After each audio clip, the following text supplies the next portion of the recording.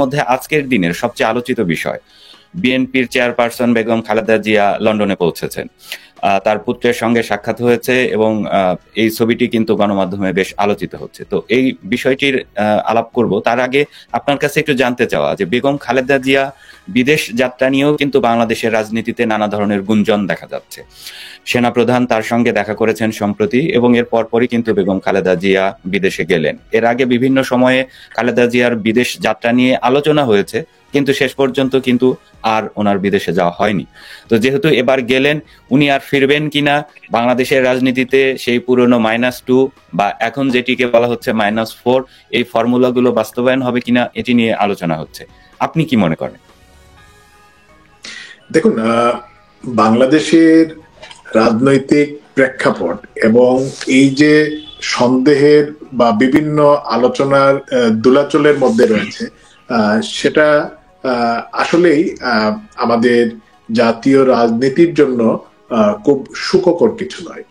কারণ বাংলাদেশের জনগণ বা বাংলাদেশের রাজনৈতিক সংগঠনগুলো এই রাজনৈতিক সংকটে তাদের যে ভূমিকা রাখা আর যেটা এদেশের মানুষের যে আকাঙ্ক্ষা বা প্রত্যাশা, সেই জায়গায় নিশ্চয়ই কোনো ব্যর্থতা রয়েছে এবং এই ব্যর্থতার কারণেই আওয়ামী লীগ এবং বিএনপি, আপনি আমি বা অন্য কেউ মানুন বা নাই মানুন, এদেশের সংখ্যাগরিষ্ঠ মানুষ এই দুটি দলের উপর নির্ভর করে এবং এই দুটি দলকেই তাদের প্রতিনিধিত্বকারী দল হিসেবে মেনে নেয়। আমি মনে করি এটা যারা মানেন না বা জেনেও না বুঝার ভান করেন, তারা সেই উটের মতোই আর কি বালিতে মুখ গুজে চেষ্টা করেন সত্যকে আড়াল করার, বা নির্মম যে সত্য সেই সত্যকে তারা স্বীকার করতে চান না। প্রকৃত অর্থে এরাই জ্ঞান পাপী এবং এদের উদ্দেশ্য কখনোই মহৎ বা ভালো কিছু এদেশের মানুষের জন্য, এদেশের রাজনীতির জন্য কোনো সুফল বয়ে আনবে না।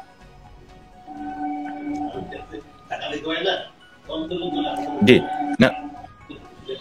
নাদেল ভাই, এই যে আলোচনাটা বললেন, অনেকেই বলছেন যে আওয়ামী লীগের আমলে দীর্ঘদিন খালেদা জিয়াকে কারাবন্দী করে রাখা হয়েছে, তার যে বিদেশে চিকিৎসার যে সুযোগ বারবার বিএনপির পক্ষ থেকে দাবি করা হয়েছিল সেটি আওয়ামী লীগ সরকার দেয়নি। তো এটিকে তার মানবাধিকার থেকে বঞ্চিত করা, তার পরিবার থেকে দূরে রাখা, এই বিষয়টি কিন্তু এখন খুবই আলোচনায় আসছে। কি জবাব দিবেন? তাইমুর, দেখুন, আওয়ামী লীগের বিরুদ্ধে তো অনেকভাবে অনেক অভিযোগ দেয়া হয়। তো বেগম খালেদা জিয়ার অসুস্থতা, তার বয়স, অতীতে তিনি এই দেশের প্রধানমন্ত্রী হিসাবে দায়িত্ব পালন করেছেন, এরশাদ বিরোধী আন্দোলনে আওয়ামী লীগ বিএনপি যুগপৎ আন্দোলন করেছে। সবকিছু মিলিয়ে বঙ্গবন্ধু কন্যা জননেত্রী শেখ হাসিনা তার প্রতি যথেষ্ট সংবেদনশীল ছিলেন। আপনারা দেখেছেন আমাদের দেশের তো প্রচলিত আইন কানুন রয়েছে, যদিও এই আইনকে যারা ক্ষমতায় থাকেন তারা নিজের মতো করে বিভিন্ন সময় ব্যবহার করে থাকেন। তো তাকে কিন্তু যে সুযোগ সুবিধা দেওয়া হয়েছিল, চিকিৎসার সুযোগ সুবিধা দেওয়া হয়েছিল, পেনাল কোড অনুযায়ী তিনি কিন্তু অনেক বেশি তুলনামূলকভাবে যদি আমরা দেখে নেই যে দুটো রাজনৈতিক দলের যে বিভাজন, আওয়ামী লীগ যখন ক্ষমতায় ছিল বিএনপি যেভাবে আন্দোলন করেছে, অগ্নি সন্ত্রাস করেছে, এবং বিশেষ করে দেখুন আমরা যারা রাজনীতি নিয়ে কথা বলি, আমরা কিন্তু অনেক সময় অতীত থেকে বের হয়ে আসতে পারি না। এটা আমাদের যেভাবেই আমরা চেষ্টা করি না কেন আমরা পারি না। আমরা যদি ৭৫-এর পরবর্তী কথা আমরা আলোচনায় খুব বেশি না আনি, কিন্তু তার পরবর্তীতে ২০০৪ সালে বঙ্গবন্ধু কন্যা জেনারেল শেখ হাসিনার উপর ২১ আগস্টের গ্রেনেড হামলা, জজ মিয়া নাটক, তারপরে ১৫ই আগস্টে যে বেগম খালেদা জিয়ার কে যারা পরামর্শ বা বুদ্ধি দিয়েছিলেন জন্মদিন পালন করা, এবং বেগম খালেদা জিয়ার ছোট ছেলে কোকো যখন মারা যান প্রধানমন্ত্রী হিসাবে জননেত্রী শেখ হাসিনা, এবং তিনি বঙ্গবন্ধু কন্যা, তিনি দেখা করতে গিয়েছিলেন, দেখা হয়নি, ফিরে এসেছেন।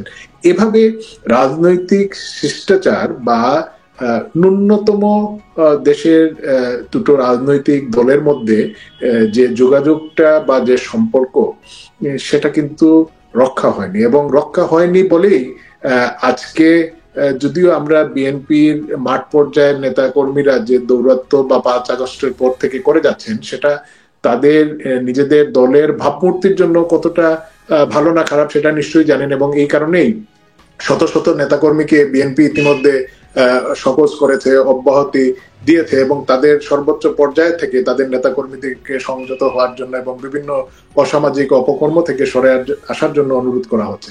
বিএনপি কেন্দ্রীয় নেতৃবৃন্দ তারা কিন্তু ঠিকই অনুধাবন করেছেন, এবং আপনি আমাকে পূর্বে যে প্রশ্নটি করেছিলেন -2 -4 এই প্রক্রিয়া, দেখুন এটা এই যে প্রক্রিয়া এটা কে চাচ্ছে, কি উদ্দেশ্যে চাচ্ছে? এদেশের জনগণ, আমরা তো একটা স্বাধীন সার্বভৌম দেশ, এদেশের জনগণ তারা নির্ধারণ করবেন কারা এই দেশ পরিচালনা করবে। এই জায়গায় যদি আমরা ব্যর্থতার পরিচয় দেই তাহলে এটা অবশ্যই আমাদের রাজনীতিবিদ এবং এদেশের মানুষের জন্য লজ্জার বিষয়। তো আমি মনে করি অতীতেও বিভিন্ন ভাবে আমাদেরকে নিয়ন্ত্রণ বা আমাদেরকে অনেকভাবেই চাপিয়ে দেওয়ার চেষ্টা হয়েছে, সেটা আপনার 1/11-এর সময় বা তার আগে থেকে সেই প্রক্রিয়াটা ছিল, এবং এই প্রক্রিয়ার একটি পর্যায়ে এসে আওয়ামী লীগ সরকারকে কোটা আন্দোলনের মাধ্যমে সরিয়ে দেওয়া এবং বেগম জিয়া এইবার দেশের বাইরে গেলেন, তিনি আসবেন কিনা, তিনি এই দেশের একটি বৃহৎ রাজনৈতিক দলের নেতা, নেতৃত্বে রয়েছেন, সাবেক প্রধানমন্ত্রী, এই প্রশ্নটা কেন আসে যে তিনি ফিরে আসতে পারবেন কিনা? তার যদি কোনো তার বিরুদ্ধে ফৌজদারি বা দেওয়ানি কোনো মামলা থেকে থাকে তিনি এদেশে এসেই সেটা মোকাবেলা করবেন, এবং অতীতেও করেছেন। আপনি দেখুন যে এখন অ্যাটর্নি জেনারেল যিনি, তিনি কিন্তু বিএনপির সরাসরি নেতা এবং কেন্দ্রীয় কমিটিতে রয়েছেন, কিন্তু তারপরেও আমরা কি দেখতে পাচ্ছি যে তারেক জিয়া কিভাবে এই দেশ থেকে গেলেন সাংবাদিক হিসেবে আপনি জানেন, এই দেশের মানুষ জানেন। আওয়ামী লীগের সময় যারা বিএনপির বা আমাদের আওয়ামী লীগের বিরোধী তারা বলে থাকেন রাজনৈতিক কারণে তাকে দেশে আসতে দেওয়া হয়নি। তর্কের খাতিরে ধরে নিলাম তাদের অভিযোগ হয়তো কিছুটা সত্যতা ছিল, কিন্তু এখন কেন আসতে পারছেন না? এখন কেন তার যে মামলা প্রত্যাহার হচ্ছে, আবার সর্বোচ্চ আদালতে রাষ্ট্রপক্ষ কেন সেই আদেশের বিপক্ষে গিয়ে তারা দাঁড়াচ্ছে? এই প্রশ্নগুলো তো নিশ্চয়ই বিএনপির কেন্দ্রীয় নেতৃবৃন্দ তারা ভালো করেই অনুধাবন করছেন, এবং এদেশের মানুষ যদি আওয়ামী লীগকে ভোট দেয় বা অন্য কোনো দলকে ভোট দেয় তারাই এই দেশ পরিচালনা করবেন। একটি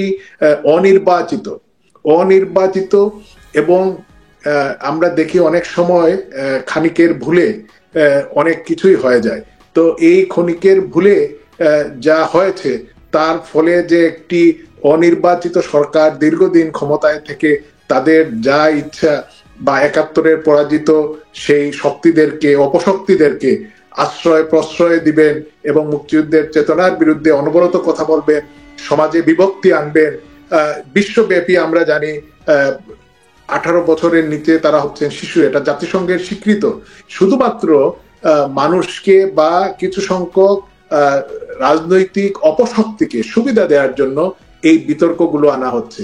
এই যে পাঠ্যপুস্তকে আমরা সোশ্যাল মিডিয়ায় দেখেছি জাতীয় পতাকাকে নাকি বাদ দেওয়া হয়েছে, জাতীয় সঙ্গীতকে বাদ দেওয়া হয়েছে, এমনকি মেট্রো ট্রেনের যে টিকিটটা ছিল সেখানে আমাদের স্মৃতিসৌধ, জাতীয় স্মৃতিসৌধ, শহীদ মিনার, আমাদের জাতীয় মহান সংসদের ছবি ছিল, সেগুলোকে বাদ দিয়ে শুধু ট্রেনের ছবি দেওয়া হয়েছে।